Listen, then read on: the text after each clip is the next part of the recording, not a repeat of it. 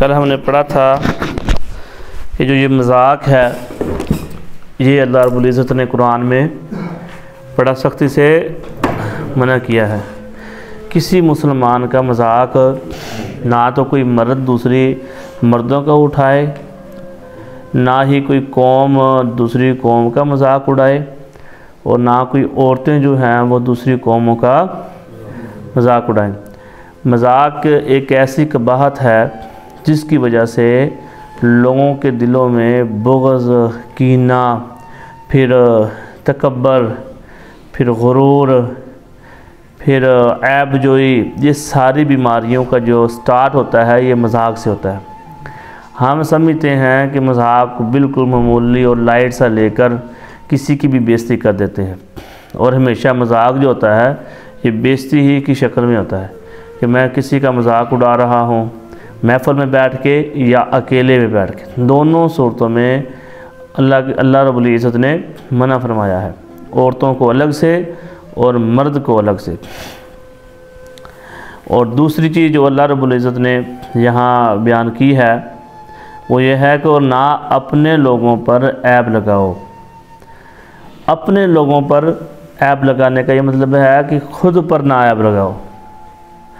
اگر تم کسی پر عیب لگاؤ گے،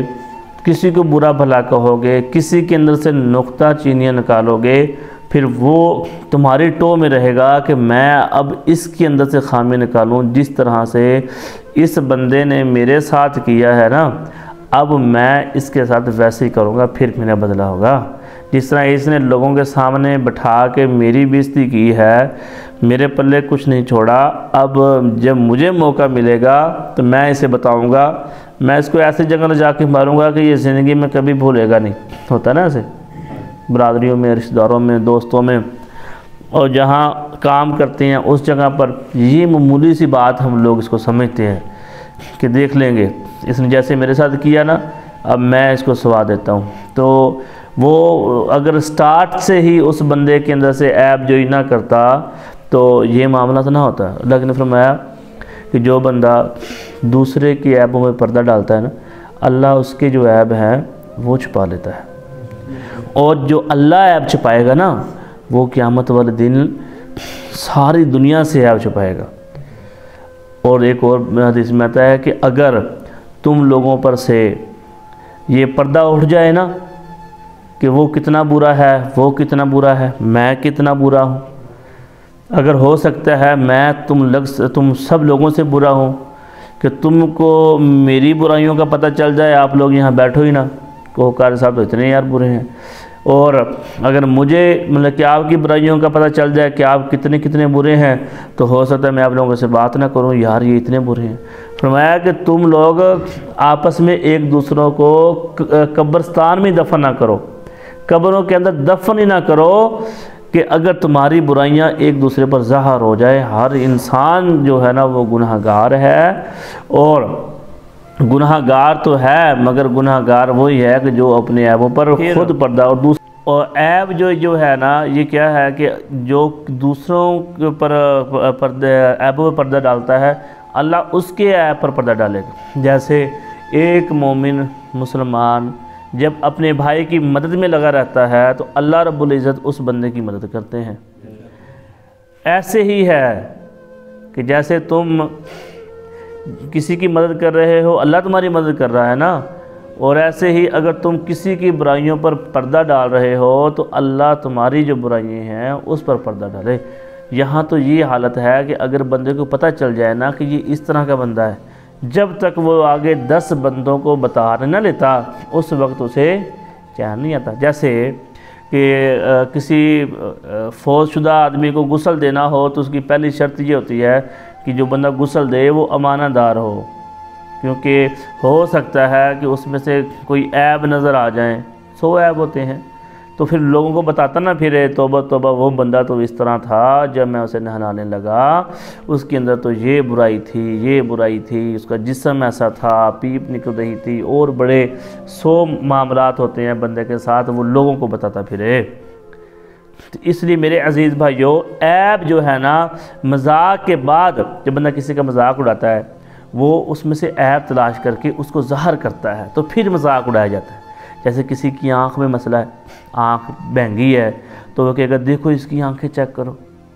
پھر اگر وہ تھوڑا لنگڑا ہے، دیکھو یہ چلتا کس طرح ہے۔ اگر کسی بندے کو بولنے کا سٹائل اس طرح کا ہے کہ وہ دوسرے لوگ جیسے تھتھلا ہوتا ہے، وہ کوئی بات کر رہا ہو دوسرے اسے دیکھ کے ہنس رہے ہوں، اس کا عیب جو ہے اس کو ظاہر کر رہے ہیں، لوگوں کے سامنے لا رہے ہیں۔ اگر کسی سے بدبو آ رہی ہے، ایک مثال دے رہا ہوں، کسی کے معدے کا مسئلہ ہوتا ہے، اس کے منہ کی بدبو نہیں جاتی، وہ چاہے ٹوتھ پیسٹ کرے چاہے کچھ بھی کرے، جب وہ بات کرتا ہے اس کے منہ سے کوئی مہک آتی ہے تو وہ اس کے ساتھ بات کر رہا ہے، کسی اور کو نہیں پتا تو دوسرے کو جا کے بتا رہا ہے یار اس کے منہ سے بڑی گندی اسمیل آتی ہے، اور بڑی مطلب کیا عیب ہوتے ہیں انسان کے اندر۔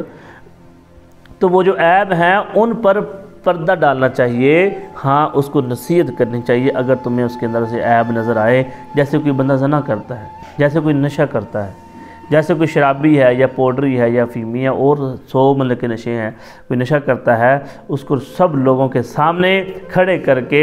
یہ نہیں کہنا چاہیے کہ یہ بندہ نشئی ہے، یہ بندہ نشہ کرتا ہے، یہ برا ہے، اس سے بچ جاؤ، اسے یہ کرو، اسے وہ کرو، نہیں، بلکہ اس اپنے بھائی کو الگ بٹھا کے سمجھانا چاہیے۔ اور سمجھانے کا طریقہ یہ ہے کہ جیسے شیشہ سمجھاتا ہے، تم شیشے کے سامنے کھڑے ہو، شیشے نے خاموشی سے بتا دینا ہے کہ یہاں پر کوئی چیز لگی ہے ذرا صاف کر لے، اس نے کسی اور کو صرف تمہیں بتانا ہے۔ پھر وہ چلا گیا، دوسرا بندہ سامنے آگے کھڑا ہو گیا نا شیشے کے، اس نے یہ نہیں کہنا کہ جو تجھ سے پہلے بندہ آیا تھا اسے یہ مسئلہ تھا۔ اپنے بھائی کے لیے ایک آئینے کی طرح بن جاؤ کہ جب تم اسے الگ ملو تم اس کے اندر عیب وائل دیکھو، دوسروں کے سامنے خاموش ہو جاؤ، جب سارے چلے جائیں اسے اکیلے بٹھا کے بات سمجھاؤ کہ بھائی تیرے اندر یہ مسئلہ ہے، اپنے اس مسئلے پر ذرا جو ہے نا دھیان دو اور اس سے بچ جاؤ، یہ تیرے لیے بہت زیادہ نقصان ہے۔ اور پھر جب اسے سمجھا لو پھر دوسروں کو نہ بتاتا پھرو کہ یار اس کے اندر یہ مسئلہ ہے، وہ اس طرح کرتا ہے، وہ منافق ہے، اس کے دل میں یہ کھوٹ ہے، وہ بھائیوں کے بارے میں ایسا سوچتا ہے، مطلب کہ جو بھی اس کے مسئلے ہیں وہ دوسروں کو نہ بتاؤ، صرف اس کو اس وقت بتاؤ جب وہ اکیلا ہو، تو پھر اسے غصہ بھی نہیں آئے گا۔ پھر جب تم اسے سمجھا لو گے نا، اوروں کے ساتھ شیئر نہیں نہ کرو گے، پھر تو بالکل وہ خوش ہوگا یار بڑا میرا خیر خواہ ہے، صرف مجھے سمجھایا، میرے علاوہ کسی کے ساتھ بات نہیں کی۔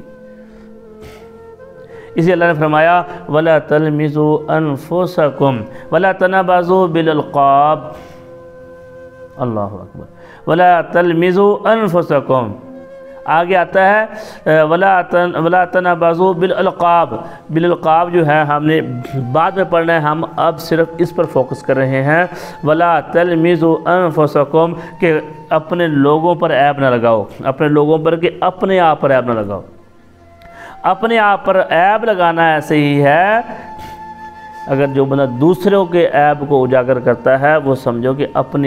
اپنے عیبوں پر جو ہے نا وہ پردہ اٹھا رہا ہے، کیونکہ جو بھی انسان ہے اس وقت ہر بندے کے اندر عیب جو ہے وہ لازمی ہوتے ہیں۔ عیبوں پر پردہ، کسی کے پردوں پر عیبوں پر پردہ ڈالو گے تو تمہارے عیب بھی چھپے رہیں گے۔ جیسے ہم وہ دعا نہیں پڑھتے اللہم استر عوراتی وآمن روعاتی، ہیں پڑھتے ہیں نا اذکار کے اندر، تو یہی ہے کہ جو میری چھپی ہوئی چیزیں ہیں ان کو اللہ چھپا دے، لوگوں کے سامنے ظاہر نہ ہو۔ اور تم جتنے بیٹھے ہو حقیقت ہے میرے سمیت، اگر ہمارے گناہ جو ہیں وہ لوگوں کے سامنے ظاہر ہو جائیں، لوگوں کو پتہ چل جائے کہ ہم کیسے ہیں، دیکھو ظاہری طور پر تو ہم سب کو اچھے لگتے ہیں، بھی بڑے یار زبردست ہے، بڑا اچھا ان کا یہ پروگرام ہے، بڑا اچھا یہ کام کرتے ہیں، بڑا مطلب کہ اچھی اچھی باتیں کرتے ہیں، نماز پڑھتے ہیں، روزہ رکھتے ہیں، تسبیح کرتے ہیں، مگر جو تنہائیاں ہیں ان کا معاملہ تو میرا اور اللہ کے ساتھ ہے، اور آپ لوگوں کا وہ تنہائیوں کے جو معاملات ہیں وہ اگر آپ لوگوں کو پتہ چلیں یا آپ لوگوں کے جو تنہائیوں کے معاملات ہیں مجھے پتہ چلے تو بتاؤ پھر ہم کیسے ہوں گے ایک دوسرے کے متعلق۔ تو ہمیں ہمیشہ اپنے اندر جھانکنا چاہیے کہ میں کتنا برا ہوں، میں کتنا برا ہوں، لوگوں کو تو میں بتاتا پھر رہا ہوں کہ تم ایسے ہو، تم ایسے ہو، میں کتنا برا ہوں۔ تو شعر بھی ہے نا کہ منہ دیکھ لیا آئینے میں پر داغ نہ دیکھا سینے میں، جی ایسا لگایا جینے میں کہ مرنے کو مسلمان بھول گئے، ہیں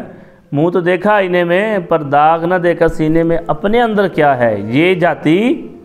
یہ جھانکنا بالکل ہے ہی نہیں، ہم دوسروں کو صرف دیکھ کے اس کا مذاق اڑاتے ہیں، مگر جو ہے نا سمجھو ایسے ہی کہ دوسروں کا مذاق نہیں، اپنا مذاق اڑا رہے ہیں، دوسروں پر عیب نہیں خود پر عیب لگا رہے ہیں، دوسروں پر نہیں بلکہ خود پر عیب لگا رہے ہیں۔ اچھا اس میں نا یہ مذاق کی بات ہے کہ اماں عائشہ رضی اللہ تعالیٰ عنہ جو ہے نا ایک دفعہ اللہ کے نبی علیہ السلام سے کہا کہ آپ کو صفیہ رضی اللہ عنہ سے یہی کچھ کافی ہے کہ وہ ایسے ایسے ہے، مطلب کہ ان کا قد تھوڑا چھوٹا تھا، قد کے متعلق بات کہی تو اللہ کے نبی کو وہ بات اتنی صحیح نہیں لگی، بری لگی کہ آپ علیہ السلام نے فرمایا یقیناً تم نے ایسی بات کہی ہے کہ اگر سمندر کے پانی میں ملا دی جائے تو سارے پانی کو خراب کر دے، سارے پانی کو۔ عائشہ رضی اللہ عنہ نے بیان کیا اور میں نے آپ کے سامنے کسی انسان کی نقل اتاری تو اس کا کیا حکم ہے؟ آپ صلی اللہ علیہ وسلم نے فرمایا، عائشہ نے بیان کیا اور میں نے فرمایا میں پسند نہیں کرتا کہ میں کسی کی نقل اتاروں خواہ مجھے یہ کچھ مل جائے، مطلب کہ بہت بڑی کسی چیز کا نام لیا ہوگا کہ مجھے اگر یہ بھی مل جائے تو میں پھر بھی پسند نہیں کرتا کہ میں کسی کا مذاق اڑاؤں یا نقل اتاروں۔ نقل اتارتے ہیں نا مذاق اڑاتے وقت، وہ پھر کر کے دکھاتے ہیں کہ وہ تو ایسے ایسے کرتا ہے، وہ جسم کو ایسے ہلاتا ہے، وہ اس کی آنکھیں ایسی ہیں، اس کے کان ایسے ہیں، اس کے ناک ایسی ہے، وہ بولتا ایسے ہے، وہ چلتا ایسے ہے، وہ کپڑے ایسے پہنتا ہے، وہ تو ان پڑھ گوار ہے، وہ تو جاہل ہے، وہ تو بدکردار ہے، وہ ایسی عورت ہے، اس کے وہ جتنے عیب ہوں گے بندے کو پتہ نہیں ہوگا تو وہ اس کے سامنے رکھ دیں گے۔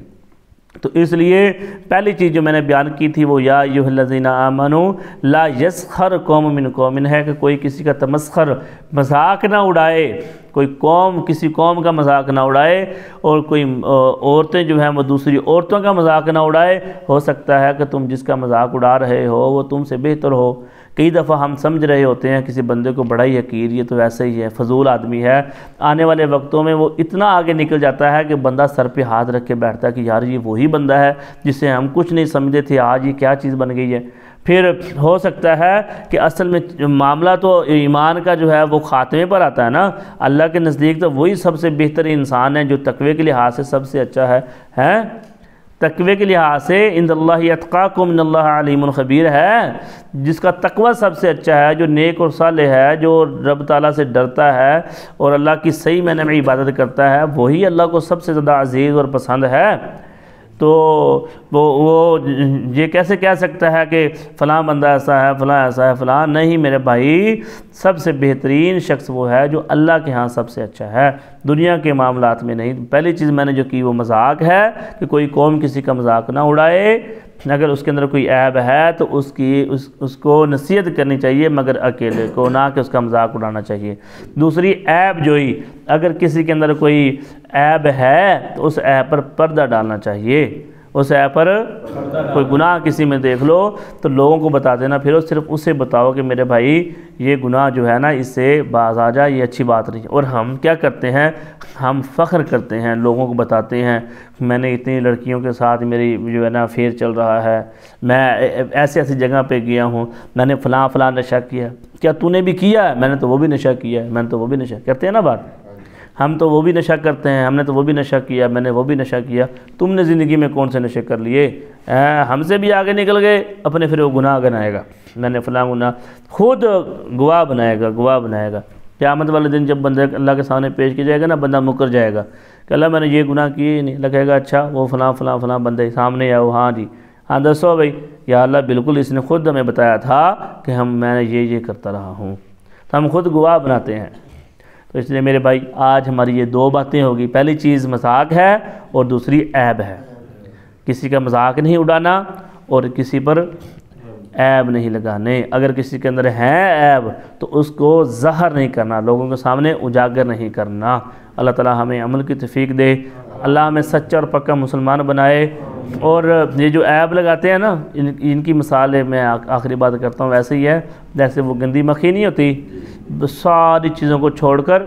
گندگی پر جا کے بیٹھتی ہے، وہ مکھی نہیں بننا، شہد والی مکھی بننا ہے، ہمیشہ خوشبوؤں پر اور اچھے جو ہے نا وہ پودوں پر جا کے بیٹھتی ہے، پھولوں پر اور بیریوں پر، کھانے و پینے کی چیزوں پر ہیں، صاف ستھری جو بندہ وہی ہوتا ہے جس کا دل صاف ہو دوسروں کے معاملے میں، اور جو اچھا ہوتا ہے نا وہ سب کو اچھا سمجھتا ہے، اور جس کے اندر خود عیب ہوتے ہیں، خود گندا ہوتا ہے، وہ سب میں عیب تلاش کر رہا ہوتا ہے کہ وہ بھی گندا ہے، وہ بھی گندا ہے، وہ بھی گندا ہے۔ اصل میں لوگ گندے نہیں ہوتے، وہ خود گندا ہوتا ہے۔ جیسے کہ گندگی والی مکھی، اس کی ناک میں گندگی لگی ہوتی ہے تو وہ سمجھتا ہے کہ سب ہی گندے ہیں، جس کے پاس بیٹھتا ہے اس کو بدبو وہی آتی ہے گندگی کی، جس کے پاس جائے گندگی کی بدبو آئے گا۔ اس لیے ہم نے انشاءاللہ شہد والی مکھی کی طرح بننا ہے، نہ کہ گندی مکھی کی طرح۔ اللہ تعالی ہمیں عمل کی توفیق دے۔ وآخر دعوانا